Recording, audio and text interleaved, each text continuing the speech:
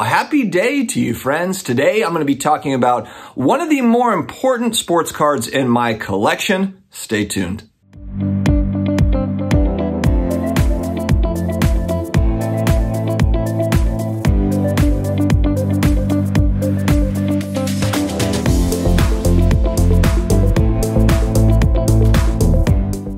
Hello to all my sports card collectors, investors, all of my collectibles friends. I hope that you all are doing amazingly well. We are gearing up for the Atlanta Culture Collision Show coming up here in the next couple of days. I'm really excited to see some hobby friends, meet up with some viewership, and see some amazing cards and maybe even a basketball game. Hey, to celebrate, how about we play a little old school double dribble? Okay, but no stupid ass shots from the corner because that's a glitch in the software. Game on!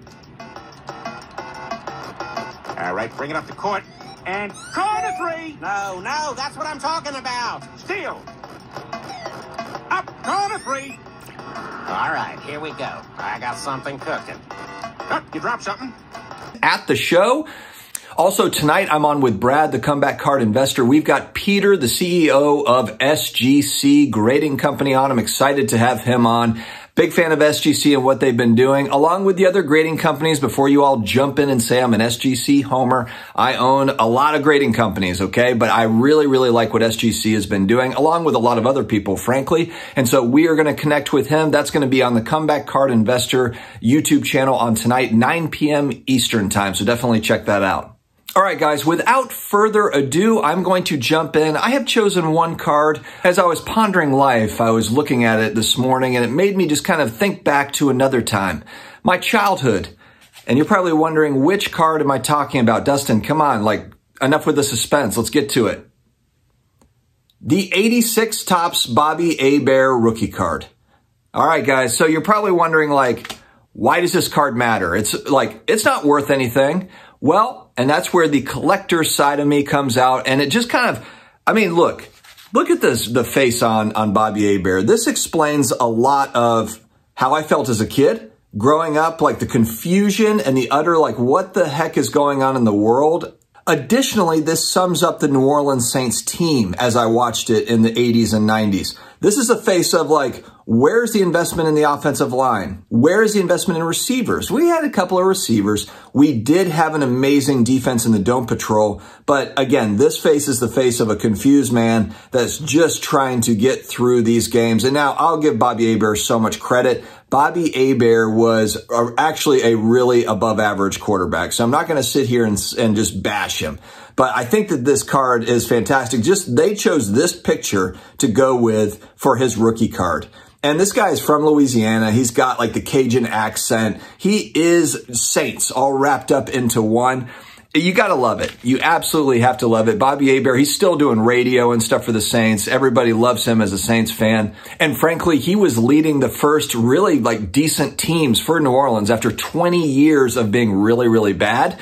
In the late 80s, and it was fortunate because that's right when I started to watch. 1987, I was 6 years old, and that's when I first started watching my team. And it just so happened that that's when they were starting to get good. Now, they got good for a little bit, and then, of course, there was more down years, and then a lot of mediocrity. We had the Jim Haslam years, etc. We had Mike Ditka come in and trade our entire draft for Ricky Williams, who only played 3 seasons for us, and then went on to do some good things for the Dolphins. So, you know, we've had our ups and downs, mostly downs for the franchise. Of course, the last 15 years, we had Sean Payton, Drew Brees, Reggie Bush, Marcus Colston, the rest of the gang to kind of get us to the title. And, you know, so we've had a good last 15 years. Now we'll see. We're kind of in a rebuild. We don't know what we're looking at. But that 1986 Topps set in itself, an important football card set. It's the set for the Jerry Rice rookie card. I do have one of those in a PSA 7. And I've got a poster of it back here, a picture of it. It's a great card set with the borders and everything. There's a lot of great rookie cards in that set too. Bruce Smith's rookie card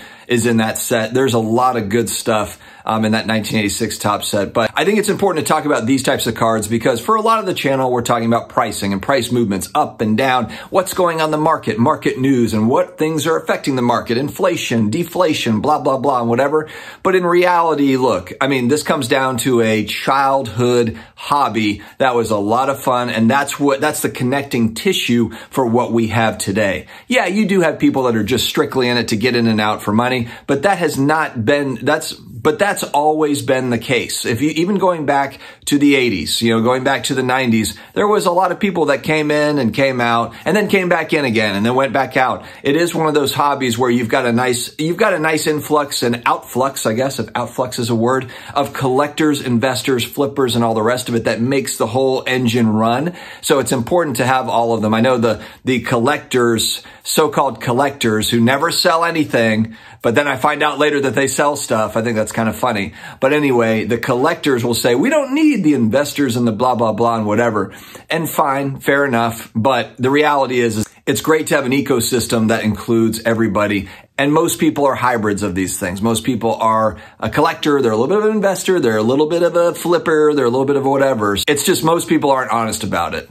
In the comments below, what is your Bobby Hebert rookie card? One of your favorite cards in your collection. Doesn't really matter on the value, but there's something about it. It takes you back to a different time, whether it be childhood or time with your parents or time with buddies or whatever it was that was just a great time in your life. This is it for me. Kind of that 87 to 91 is just a peak period for me in my childhood. And I'm not going to sit here and say my childhood was terrible. Okay, it wasn't. But those were really prime time moments. I think it's just where you just don't have any of that responsibility. You're just trying to just get through school. You're watching The Simpsons or, in living color or whatever you're doing with your day. It's not so serious as when you're an adult and you've got a lot of responsibilities. On that note, too, let's just kind of roll back and talk about some just kind of big life stuff quickly. Don't be so hard on yourself. I think that a lot of people, there's so much just kind of push, to do well, always doing better, always improving. And that is important. That is very important to always be, I believe, kind of improving yourself. At the same time, though, look, life throws curveballs all the time. You can have a plan and the plan changes. It's a Mike Tyson quote, I think, where it's like everybody's got a plan until they get punched in the face.